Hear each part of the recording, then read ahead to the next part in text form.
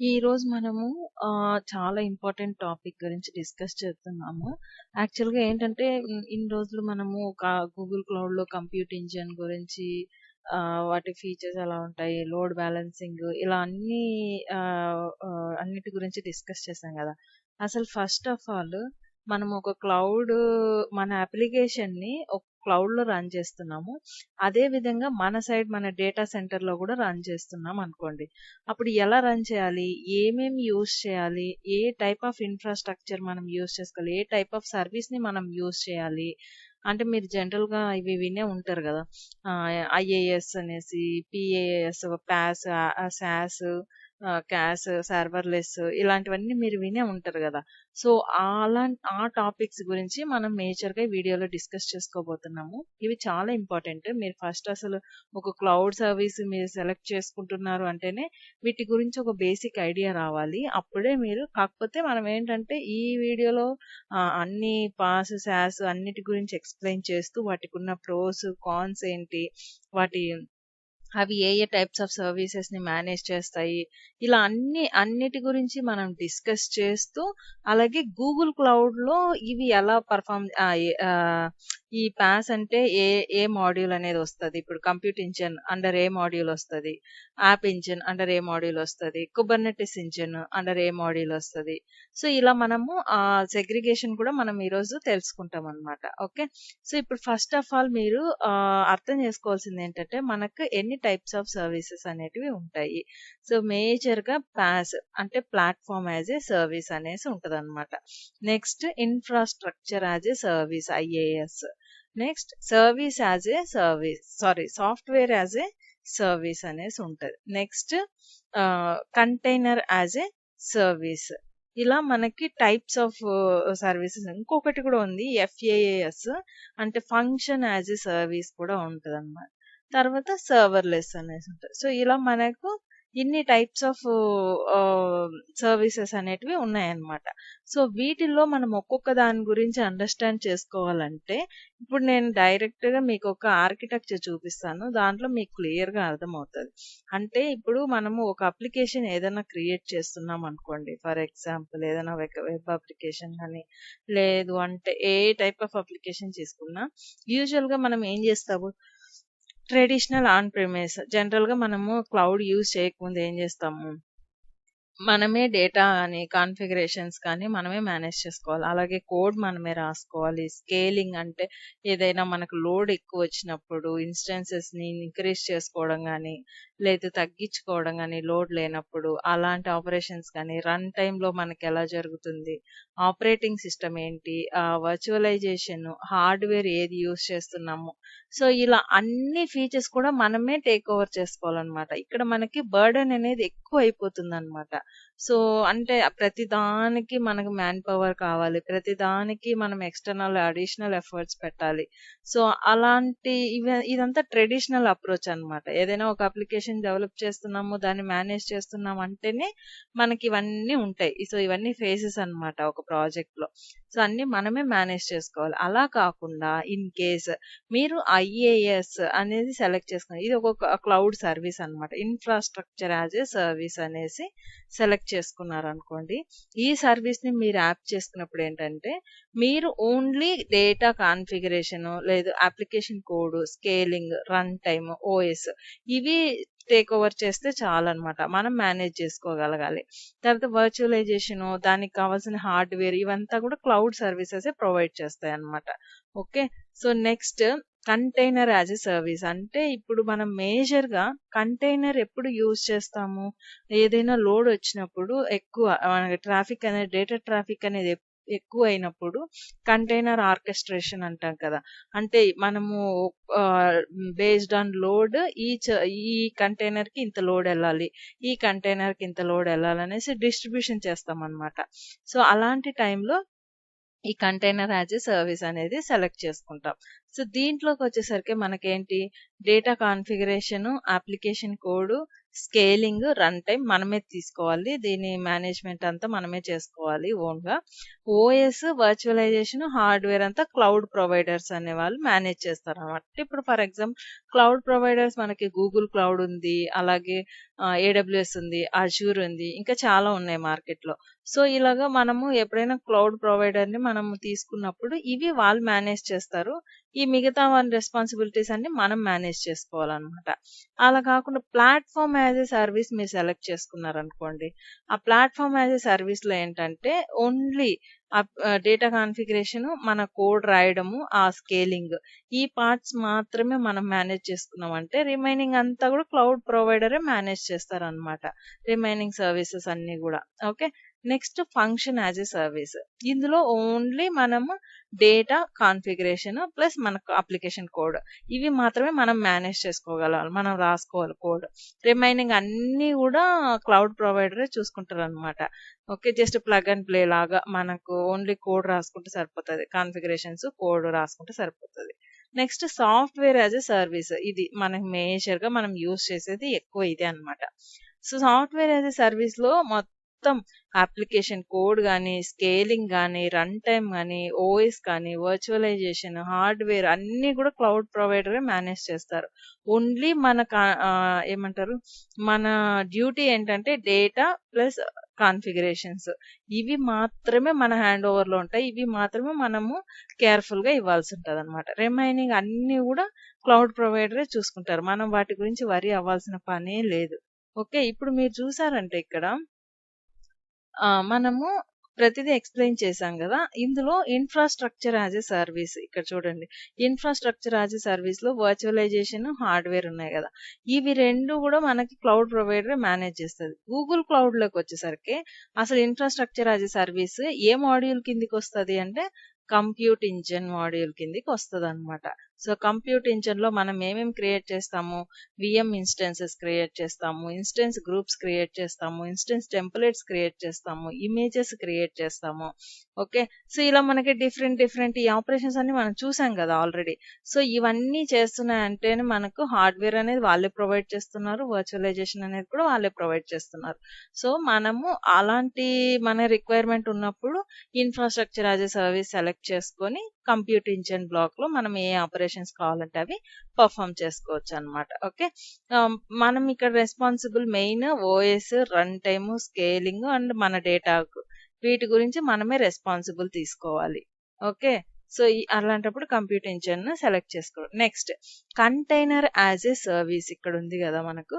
ఈ container as a service అనేది ఏ module కి యాప్ట్ అవుతుంది అంటే మనకి కుబర్నెటిస్ ఇంజిన్ అనేసి, జీకేఈ, గూగుల్ కుబర్నెటిస్ ఇంజిన్ అనేది మనము కంటైనర్ యాజ్ ఎ సర్వీస్ గా మనం కొనుక్కుంటాం అనమాట గూగుల్ క్లౌడ్ ప్రొవైడర్ నుంచి. ఓకే, సో ఇక్కడ ఏంటంటే మనం మెయిన్ గా include bring your own furniture and make the space yours. With containers you can bring containerized applications, so you don't have to worry about underlying operating system but still have control over scale and runtime.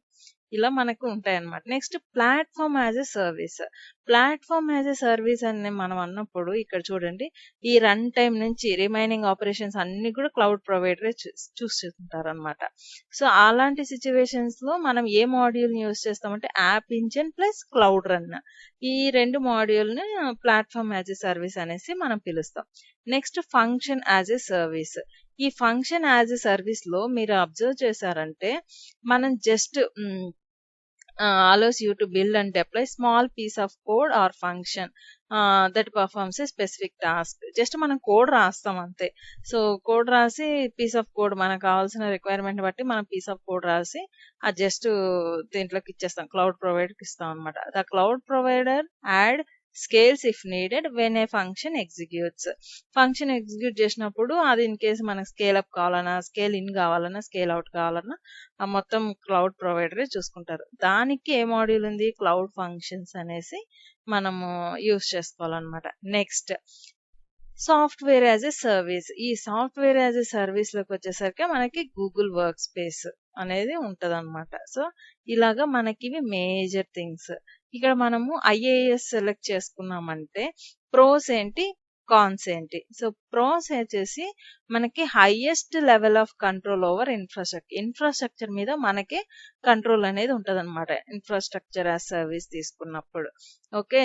ఇప్పుడు మనకు on demand scalability అనేది ఉంటది. మనకు కావాల్సినప్పుడు మాత్రమే మనం scale చేసుకోవచ్చు. అలాగా no single point of failure for higher reliability. మనకి ఫెయిల్యూర్స్ అనేటివి చాలా తక్కువ ఉంటాయి అనమాట, అసలు ఉండవు అనమాట. అలా ఉంటది మనకు. Next reduced up front capital expenditures. For example pay as you go pricing. అంటే మీరు ఎన్ని ఫంక్షన్స్ ని యూజ్ చేసుకుంటే, ఎంత సర్వర్ ని హార్డ్వేర్ ని మనం యూజ్ చేసుకుంటున్నాము. ఇక్కడ మనకి ఇన్ఫ్రాస్ట్రక్చర్ చూడండి, ఇక్కడ ఎంత హార్డ్వేర్ ని మనం యూటిలైజ్ చేసుకుంటున్నామో అంతవరకు మాత్రం పే చేస్తే సరిపోతుంది. Pay as ego model.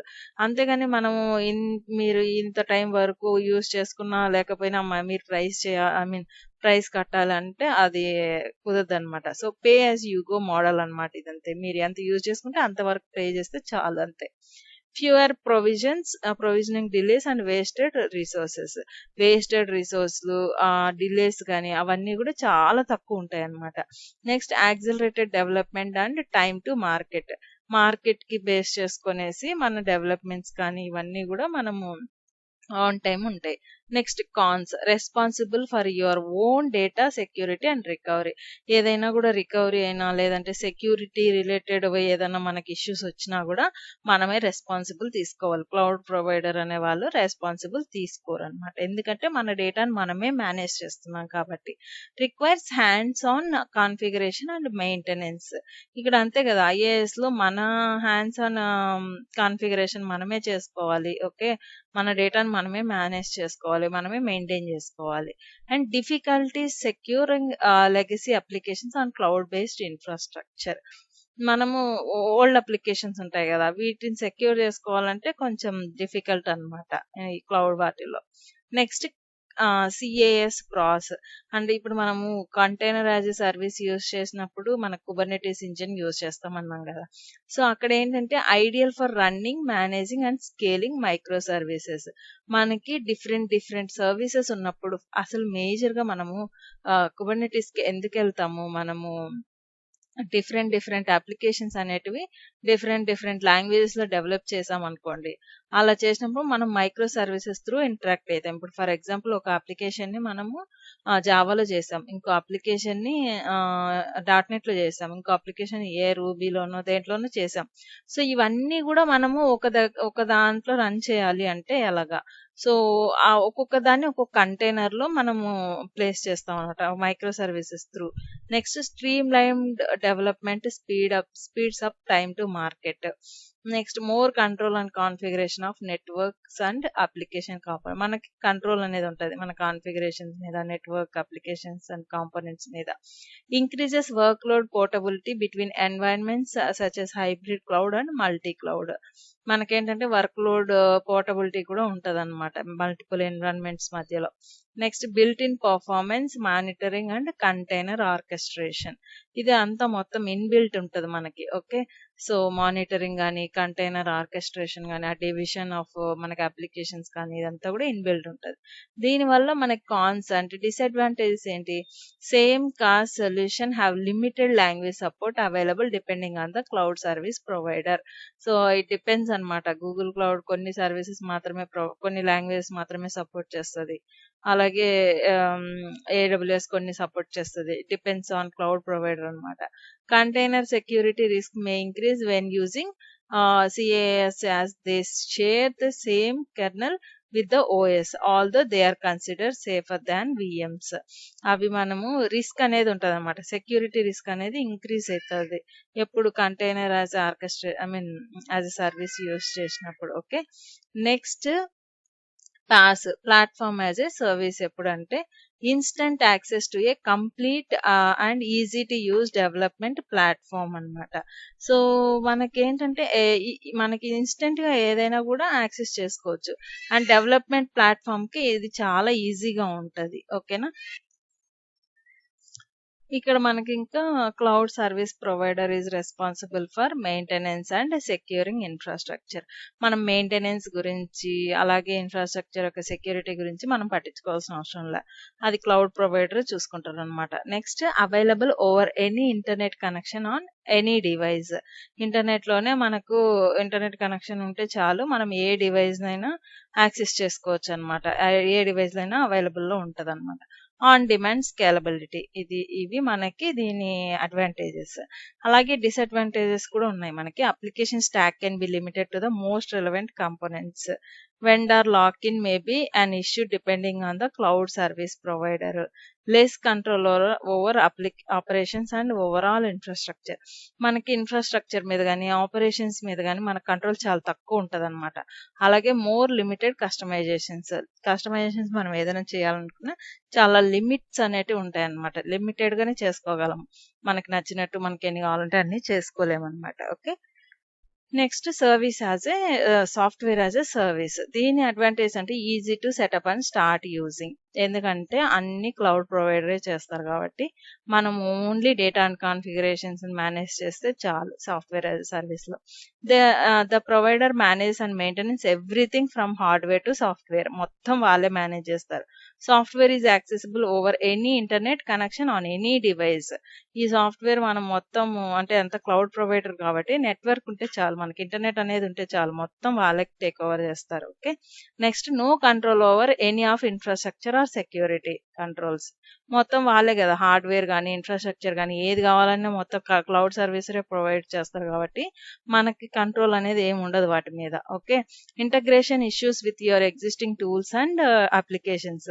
మన చేతుల్లో ఏమి ఉండదు కాబట్టి ఎగ్జిస్టింగ్ టూల్స్ కానీ, అప్లికేషన్స్ కానీ ఏమన్నా ఇంటగ్రేట్ చేయాలన్నప్పుడు మనకి డిఫరెంట్ డిఫరెంట్ డిపెండెన్సీ ఇష్యూస్ కానీ ఇలాంటివి వస్తాయన్నమాట. Next vendor lock in may be an issue depending on the cloud service provider. ఇది కూడా ఉంటది లాక్ ఇన్ పీరియడ్ అనేసి. అది కూడా depends on cloud service provider. Google cloud అయితే ఒకలా ఉంటది, ఏడబ్ల్యూఎస్ అయితే ఒకలా ఉంటది, మనకి అజూర్ అయితే ఒకలా ఉంటది. Okay. Little to no customization. Customizations అనేటివి పెద్దగా ఉండవు. ఎందుకంటే మనకు మన కంట్రోల్ అనేది ఓన్లీ డేటా అండ్ కాన్ఫిగరేషన్స్ మాత్రమే ఉంటాయి కాబట్టి. సో ఇవి మేజర్‌గా మనము గూగుల్ క్లౌడ్‌లో యూజ్ చేసే సర్వీసెస్ అన్నమాట. Products. Compute engine, cloud storage, virtual private cloud, persistent disk, cloud run, app engine. మనం ఆల్రెడీ కంప్యూట్ ఇంజిన్ గురించి ఎక్స్‌ప్లెయిన్ చేసుకున్నాము. Next Kubernetes engine, app engine, అలాగే క్లౌడ్ స్టోరేజ్, ఇలా మనకి డిఫరెంట్ డిఫరెంట్ మాడ్యూల్స్ ఉన్నాయి. అవన్నీ కూడా ఇంకా వీడియోస్‌లో తెలుసుకుందాము. మీకు మేజర్‌గా ఇది జస్ట్ ఒక ఓవర్‌వ్యూ ఇచ్చాను నేనంతే. ఏంటంటే వాట్ ఈస్ వాట్ అన్నట్టు మీకు ఎక్స్‌ప్లెయిన్ చేశా. అసలు ఏంటి సాస్, పాస్, ఫాస్, ఇవన్నీ ఏంటివి అనేసి ఒక ఓవర్‌వ్యూ ఇచ్చాను. మీకు ఈ వీడియో అర్థమైంటే లైక్ చేసి, షేర్ చేసి, ఛానెల్‌ని సబ్స్క్రైబ్ చేసుకోకుంటే సబ్స్క్రైబ్ చేసుకోండి. Thank you.